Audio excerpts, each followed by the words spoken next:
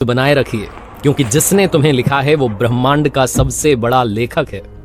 नमस्ते दोस्तों, मैं हूं आरजे कार्तिक। एक बहुत छोटी सी कहानी एक महिला की जो जब भी दिन में भोजन बनाती थी भगवान का नाम जपती थी, क्योंकि उन्हें पूजा का समय नहीं मिल पाता था, व्यस्त रहती थी। तो जब जब भोजन बनाती थी तब तब भगवान का नाम सुमिरन करती रहती थी। और सुमिरन उनका चल रहा था।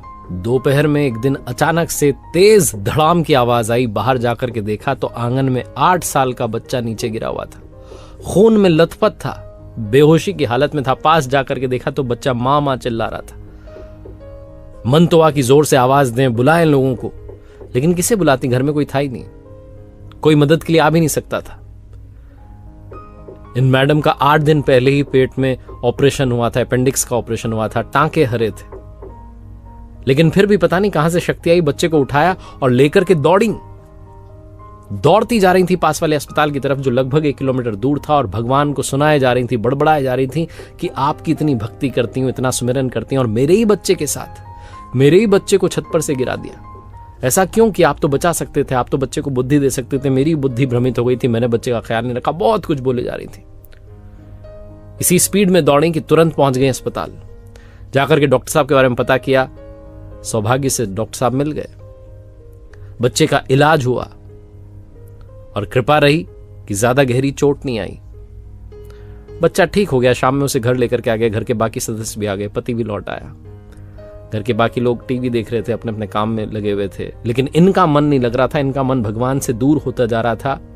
मां की जो ममता थी वो भगवान को चुनौती दे रही थी कि आपने ये क्या कर दिया, मेरे बच्चे को गिरा दिया। मैंने इतनी भक्ति की, पूजा पाठ की, अब मैं आपका नाम नहीं लूंगी। बहुत कुछ सोच रही थी। और जब ये भगवान को चुनौती दे रही थी तब इनके ही मन में इनको इनके प्रश्नों के जवाब मिलने लगे कि वो जहां आंगन में बच्चा गिरा था, जिस जगह पर गिरा था, वहां तो एक बड़ा पाइप लगा हुआ था, जिसे मिस्त्री ने कल ही आकर के तो हटाया। अगर वो मिस्त्री नहीं आता, वो पाइप नहीं हटता, बच्चा उस पर गिर जाता तो ना जाने क्या हो जाता। शायद बच्चा चला जाता, बचता भी नहीं। फिर मन में जवाब मिला दूसरे सवाल का कि तुम्हारे पेट का तो ऑपरेशन हुआ, अपेंडिक्स का, टांके लगे हुए हैं पेट में, अभी तो टांके भी हरे हैं, लेकिन तुम तो दौड़ती चली गई 1 किलोमीटर दूर तक। अपने बच्चे को, 25 किलो के बच्चे को दौड़ा करके लेके चली गई। तुमसे एक कपड़े की बाल्टी नहीं पहुंच पाती छत तक, लेकिन तुम 25 किलो के बच्चे को उठा करके गोद में दौड़ करके अस्पताल पहुंच गई। ये किसकी कृपा है? और वो डॉक्टर साहब जो कि हॉस्पिटल में 2 बजे तक मिलते हैं, उस दिन 3:30 बजे तक अवेलेबल थे, उपलब्ध थे। उन्होंने इलाज कर दिया। जाते ही बच्चे का समय पर इलाज हुआ, बच्चा बच गया। ये किसकी कृपा थी?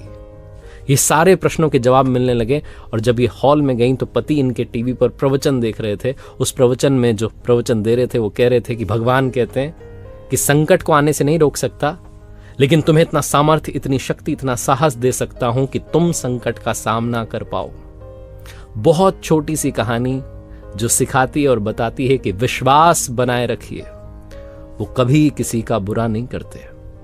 क्योंकि जैसा मैंने कहा कि अगर आप विश्वास बनाए रखेंगे तो याद रखिए कि वो ब्रह्मांड का सबसे बड़ा लेखक है, जिसने हमारे लिए लिखा है।